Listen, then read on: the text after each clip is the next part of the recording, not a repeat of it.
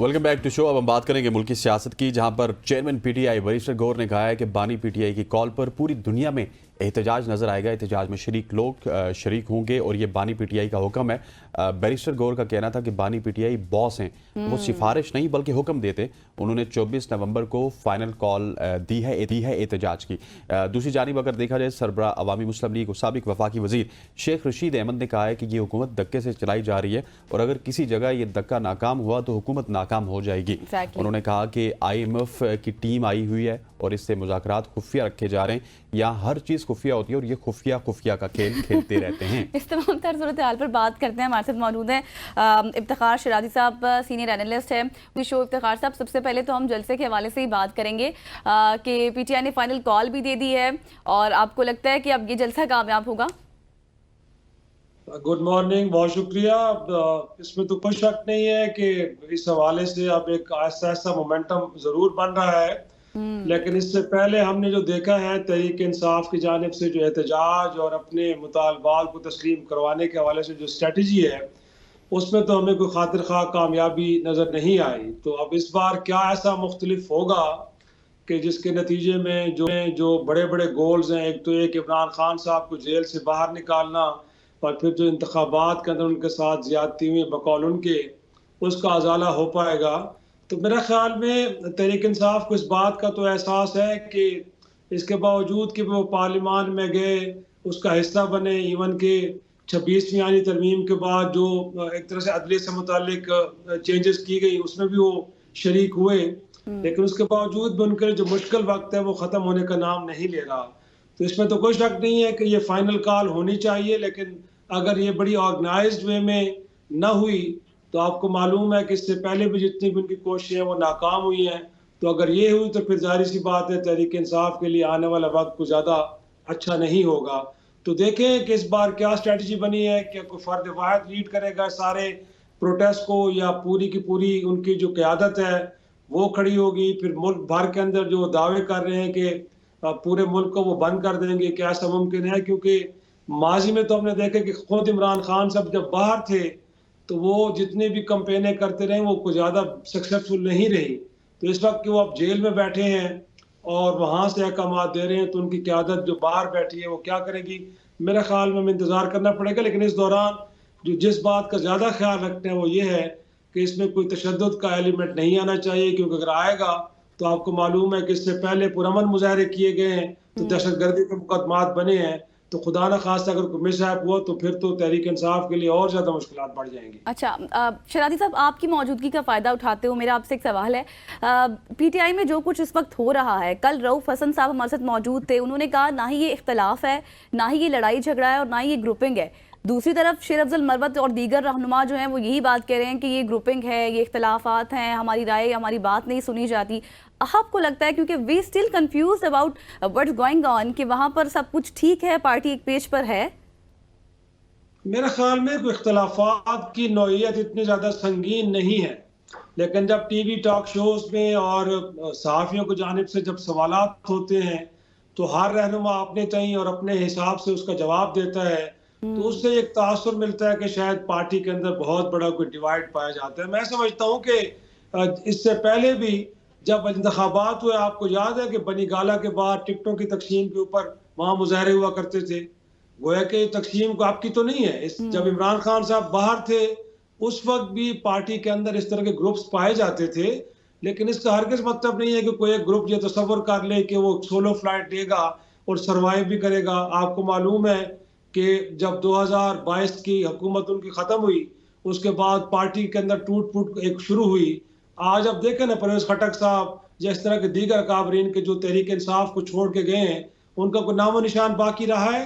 तो मेरा ख्याल में इस वक्त भी जो तहरीक इंसाफ की क़यादत है, मालूम है कि जब तक वो इमरान खान की तहरीक इंसाफ के साथ जुड़े हुए हैं, उनकी रेलेवेंस भी है, पब्लिक में उनकी एक्सेप्टेंस भी है और उनके पास जो थोड़ी बहुत ताकत है, अगर वो इससे हट के सोलो फ्लाइट लेने की कोशिश करेंगे तो फिर शायद उनके लिए मुश्किलात होंगी, उनके लिए कोई विन विन सिचुएशन नहीं होगी।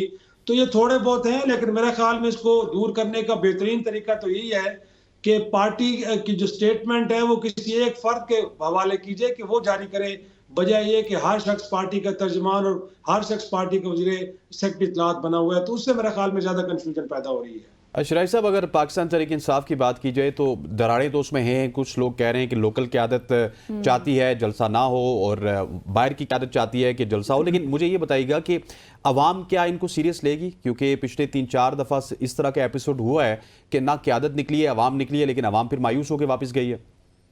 नहीं, मैं समझता हूँ कि जो पीटीआई का कारकुन है वो तो बड़ा चार्ज था, वो बड़ा एग्रेसिव था। आपको याद है कि इससे पहले अली अमीन गंडापुर साहब जब पेशावर से लोगों को लेके आते रहे हैं, तो एक आध बार तो उन्हें लोगों को मनाना पड़ा कि हमें वापस जाना है और अगली बार जब आएंगे तो वो फाइनल राउंड होगा हमारा।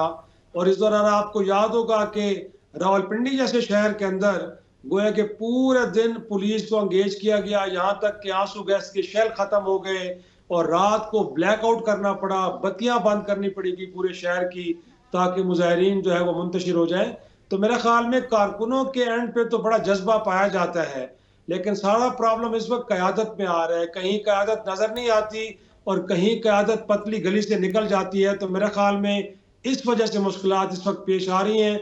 अब देखना ये है कि क्या जो फाइनल कॉल है, क्या इसके ऊपर भी कारकुन उसी तरह चार्ज हैं या फिर वो अब अपनी क़यादत से बदजान हो चुके हैं, अब उनको शक की निगाह से देखते हैं और इसको लेके वो थोड़े से मायूस हैं।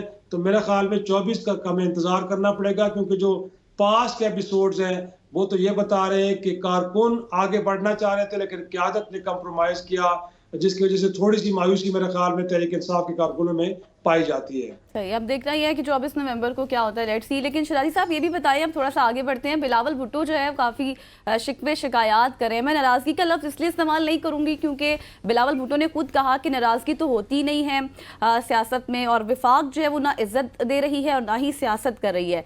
तो ये क्या सूरत हाल है? जिस तरह से हमने देखा कि 26 में तरमीम में भी काफ़ी एक्टिव नज़र आए थे बिलावल भुट्टो। बिलाल भुट्टो जरदारी साहब से तो मैं पूछना चाह रहा हूँ कि जी आपने तो रात जगे करके रातों को जागे हैं, आप भी जागे हैं, बीमार वाले साहब को भी जगाया है, क्योंकि जिस दिन 26वीं आनी तरमीम हुई है सुबह 7 बजे 8 बजे तक तो आसिफ जरदारी साहब भी जागते रहे, क्योंकि हमें तवान सदर में तकरीब के लिए बुलाया गया था कि वहाँ पे दस्तखत होने हैं 26वीं आनी तरमीम के ऊपर, उसके बाद गजट जारी किया जाएगा। तो इतना बढ़ बढ़ के आगे वो सारा काम में लीड रोल प्ले कर रहे थे।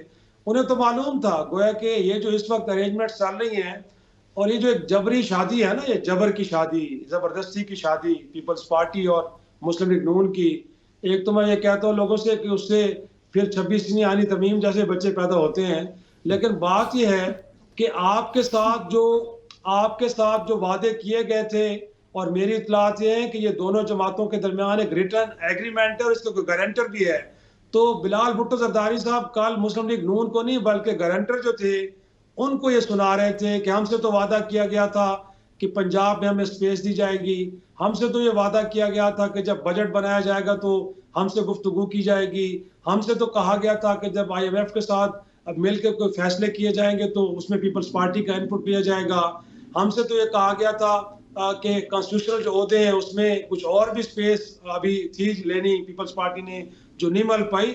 और जो आखिरी एपिसोड हुआ है वो 26वीं आनी तरमीम के बाद हुआ है, जिसके ऊपर और ज्यादा खफ किया है बिलाल भुट्टो जरदारी साहब को। ये मैं फ्रॉम द हार्सेस माउथ आपको बता रहा हूँ कि बिलाल भुट्टो जरदारी साहब सुप्रीम जुडिशल काउंसिल का मेंबर बनना चाह रहे थे। उनका ख्याल ये था कि ये जो 2 हुकूमती नशिस्तें हैं, मेंबरान हैं, ये पीपल्स पार्टी के होने चाहिए, क्योंकि पहले ही हुकूमत ने वजीर कानून की शक्ल में, अटॉर्नी जनरल की शक्ल में, बार के नुमाइंदे की शक्ल में और एक जो खातून है ये अकलियत थी, ये 4 नशिस्तें उन्होंने कहा कि आप पहले ही ऑक्यूपाई कर चुके तो 2 हमें मिलनी चाहिए।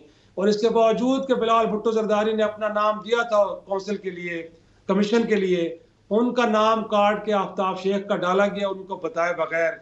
तो अब इसको लेकर तो लगता है कि उनके सब्र का पैमाना लबरेज हो चुका है। लेकिन सियासत में उनको भी मालूम है कि नून लीग क्यों चाहेगी कि ज्यादा स्पेस मिले पीपल्स पार्टी को और आने वाले वक्त में वो ड्राइविंग सीट पे आए। तो मेरे ख्याल में अब उनको देखना चाहिए। लेकिन मोर इम्पोर्टेंटली क्या इस हुकूमत से बाहर निकलना उनके इख्तियार में है गोया ये फैसला वो कर सकते हैं। मेरे ख्याल में उनके हाथ और पांव बंधे हुए हैं, वो सिर्फ एहतजाज कर सकते हैं। बिल्कुल ऐसी। अच्छा शराई साहब, मुझे ये भी बताइएगा, इस तरह की खबरें भी आ रही थी कि 26वीं आईनी तरमीम के बाद बिलावल भुट्टो जरदारी को कुछ अहम ओहदे भी मिल सकते हैं, बड़े एक्टिव वो इसी वजह से भी नजर आए। उसमें कुछ सदाकत है या वो वैसे ही बस हवाई खबर थी? मेरा नहीं ख्याल कि वो ओहदों में इंटरेस्टेड हैं। वो काबीना का सबसे बड़े ओहदे की बात कर रहा हूं मैं। बिगर रोल जिसकी तवक्को की जा रही है, बिगर रोल के लिए इसमें कोई शक नहीं है कि 26वीं आईनी तरमीम में जो उन्होंने बड़ा आगे बढ़ के रोल अदा किया, इतना बड़ा एक तरह से क्रिटिसिज्म भी उन्होंने सहा है, तो उसके पीछे सारा यही सोच कार फरमा थी कि ये इतना बड़ा काम करके दिया जाए ताकि मुख्तलिफ हलकों को ये मालूम हो कि पाकिस्तान पीपल्स पार्टी वो जमात है कि जो अपोजिशन में बैठी जमातों को अंगेज भी कर सकती है और किसी भी मुश्किल टास्क को पूरा भी कर सकती है। तो वो उन्होंने कर दिखाया है। और अब गारंटर से वो गिला भी कर रहे हैं कि जी आप देख रहे हैं कि एक ऐसी जमात के जो नालायक जमात है, जो मईशत को न ठीक कर सकी है, न 26वीं आईन तरमीम का प्रोजेक्ट सही तरीके से वो आगे लेके चल सकी, वो भी उन्होंने मुकम्मल किया है। तो बेहतर यह है कि अब इनसे जान छुड़ाएं और अब पोल शिफ्ट करें। तो मेरे ख्याल में उन्होंने सिग्नल दिया है। अब इसको गारंटर कितना सीरियस लेते हैं और क्या कोई तब्दीलियां आती हैं कि नहीं आती, मुझे फिलहाल नहीं लगता कि कुछ ऐसा होने जा रहा है। चलिए शराई साहब, थोड़ा सा अब आगे बढ़ते हैं। अब मरियम नवाज सीएम पंजाब को भी थोड़ा डिस्कस कर लेते हैं। स्मोक की जो सूरत हाल है वो खुद तो बहुत ही खूबसूरत मुल्क में है, जनेवा में, लेकिन आवाम को बेयारो मददगार छोड़ दिया गया है क्योंकि जो स्टेप्स लिए जा रहे हैं उनका हमें कोई रिजल्ट नजर नहीं आ रहा। बस अब मैं क्या कहूँ उनसे मुतालिक, तो अब फीचर्स और तजज़िये लिखे जा रहे हैं कि जिस बीमारी का उन्होंने कहा है कि उसका इलाज पाकिस्तान में नहीं है, तो अब तो डॉक्टर्स कह रहे हैं कि पाकिस्तान के गली मोहल्ले में उसका इलाज मौजूद है। और ऐसा नहीं है कि उसके लिए आपको स्विट्जरलैंड, जनीवा या आपको अमेरिका जाना पड़े, वो हो सकता है यहाँ पे इलाज। तो मेरे ख्याल में बड़ी बदनसीबी है। और जो वजूहात वो बयान कर रही हैं स्मोक की, गोया कि वो भी जाहिर सी बात है, मैं समझता हूँ कि किसी अनपढ़ शख्स से भी तवक्को नहीं की जा सकती कि वो इस तरह की गुफ्तगू करे, जिसका जाहिर सी बात है आपको मालूम है ना कि फिर इसको लेके, क्योंकि चीफ एग्जीक्यूटिव की सूबे का 12 करोड़ के सूबे का चीफ एग्जीक्यूटिव अगर उनका नॉलेज भी मुनासिब नहीं है चीजों के बारे में तो बड़ा अफसोस होता है। लेकिन जाहिर सी बात है उनकी एक एक्सपर्टीज है कि वो अपनी पोजीशन को निशाने पे लेती हैं और बड़ी खूब लेती हैं। तो मेरे ख्याल में उसके अलावा तो उनके अपने लोग ये कह रहे हैं कि पंजाब की हुकूमत टिकटॉक तक तो मौजूद है, वहां पे तो नजर आती है, बट ऑन ग्राउंड को चीजें नहीं नजर आ रही और चीजों को एड्रेस करने के लिए जो विजन और स्ट्रेटेजी चाहिए वो कहीं मिसिंग है वहां पे। तो उम्मीद करनी चाहिए, उनके तो वालिद साहब 3 बार के प्राइम मिनिस्टर रहे हैं, इतना बड़ा तजर्बा उनके पास है, तो उन्हीं से कुछ थोड़ी सी मुशावरत करके चीजों को एड्रेस करने की कोशिश करें। अच्छा, मियाँ साहब तो कहते हुए नजर आए कि हमने 30 से 40 अरब रुपया हमारी बेटी ने खर्च किया पंजाब के ऊपर, लेकिन अनफॉर्चुनेटली शिराजी साहब इस दफ़ा तो पंजाब की सीएम हमें स्मॉग में पंजाब के लोगों के साथ नजर नहीं आई और शायद उनको ये भी खदशा था कि बीमारी उनको भी लग सकती है, इस वजह से भी बाहर चली गई। हालांकि इससे पहले तो वो फोटो सेशन में हर जगह पे नजर आती थी, कई पुलिस की वर्दी लगा लेती थी, कई मोटरवे पुलिस की वर्दी लगा लेती थी, कई कोई और वर्दी लगा लेती थी। नहीं, वो तो बिल्कुल इसमें कोई शक नहीं कि दुख और मुश्किल की इस घड़ी में कि जहां पे लोग आलूदा सांस ले रहे हैं और मासूम बच्चे भी आलूदा सांस ले रहे हैं, वहां पे आपको अपने अवाम के दरमियान होना चाहिए। सिर्फ वीडियोस बनाने के लिए, तस्वीर बनाने के लिए या इश्तिहारात बनवाने के लिए आप अवाम में ना जाएं। ये वो मौका है कि जिसमें आपको जाना चाहिए। और साथ में मैं ये भी कहूँगा कि जो आप वहाँ पे ईंटों के भट्टे बंद करवा रहे हैं, वहाँ पे जो धुआं देने वाली वैगनें आप बंद करवा रहे हैं, तो लोगों के रोजगार बंद हो रहे हैं वहाँ पे। ये आम मजदूर है जो वहाँ से रोज कमाता है और अपने बच्चों को जाके खिलाता है। तो भाई आपने उनके लिए क्या इंतजाम किया है? उनका क्या कसूर है? गुर्बत की वजह से उनके पास जो कंप्रोमाइज चीजें हैं, तो गोया कि ये भी एक जुर्म है। आप लोगों को जुर्माने कर रहे हैं हजारों लाखों रुपए के और साथ में उनको रोजगार बंद कर रहे हैं, और खुद आप जनेवा में जाके आप वॉक कर रहे हैं या आपके वालिद साहब जाके बरतानिया में बैठे हैं। मैं नहीं समझता। और फिर ये जो कहा जाता है कि जी 40, 50 अरब 55 अरब उन्होंने खुद से लगाए हैं, भाई ये टैक्स पेयर्स मनी है, ये लोगों का पैसा है। और आप जरा बताइए कि ना IMF का डेलीगेशन आके बैठा हुआ है, अब उन्होंने कहा है कि 1 रुपए की सब्सिडी भी आप हमसे पूछे बगैर नहीं दे सकते। तो जरा उनसे कहिएगा, अब गैस के बिल भी तो बड़े बड़े आएंगे ना, तो जरा उसमें सब्सिडी दे के दिखाएं। अच्छा शिराजी साहब, आप अपने IMF की बात कर ही लिए, डेलीगेशन का आज आखिरी दिन है, 15 दिन का टाइम था। आपको लगता है कि शेख रशीद भी इस चीज का इजहार कर रहे हैं कि भाई खुफिया मुलाकातें हो रही हैं, तो कोई महंगाई का नया तूफान आ सकता है, क्योंकि पेट्रोलियम मसनूआत की कीमतें तो वैसे ही बढ़ गई हैं? जी, मेरा ख्याल में अभी इनके पास जो इजी वे है वो है GST लगाएंगे पेट्रोलियम प्रोडक्ट के ऊपर, क्योंकि आसान तरीका है टैक्स को और लोगों के जेबों पे डाका डालने का, क्योंकि बाकी तो सारे लॉन्ग टर्म है। आपने देख लिया कि पीआईए को बेचने गए थे और 10 अरब की गोया के लोग मजाक करके चले गए इनके साथ। तो मैं समझता हूं कि इनके पास और कोई रास्ते नहीं है, ये इजी रास्ते हैं, लोगों को बर्डनाइज करेंगे। और पंजाब के अंदर आपने एग्रीकल्चर टैक्स लगाने की कोशिश की है, वहां पे बिल तो मंजूर किया है, लेकिन आपकी ठीक हो गया इफ्तिखार शाही साहब, thank you so much. Much for joining us. हमारा वक्त इस वक्त खत्म हो नहीं तो आपसे और मजीद गपशप लगाते खवातीन उस्ताद पॉलिटिकल सेगमेंट से। फिलहाल इतना ही, इंशाल्लाह एक ब्रेक लेते हैं, ब्रेक के बाद वापस हाजिर होते हैं। Stay with us.